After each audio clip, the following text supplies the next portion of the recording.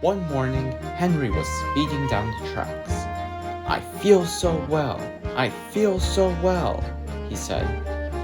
Up ahead was a bridge. Two boys were waiting. "Hello, boys," said Henry. The boys didn't wave back. They thought it fun to drop stones on him instead. "They've broken our glass! They've broken our glass!" said the coaches. The passengers were very cross too. "Call the police," they said. "No," said the driver. "Leave it to Henry. Now listen, I have a plan." The next day, Henry was waiting to take a passenger train. "Henry has plenty of ashes," said the driver. "Please keep your windows shut until we reach the bridge."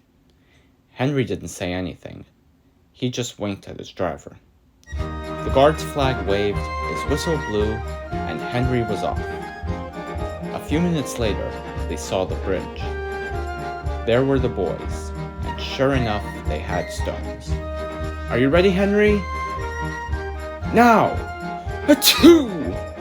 Smoke spouted from Henry's funnel and flew all over the bridge.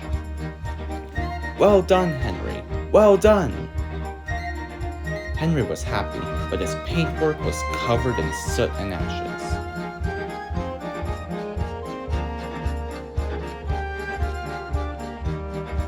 That evening, Henry had all the ashes cleaned out of his funnel. I'm sorry to say that Gordon and the other big engines gave Henry a tough time for it, and let's just say the Fat Controller didn't really approve of Henry's plan.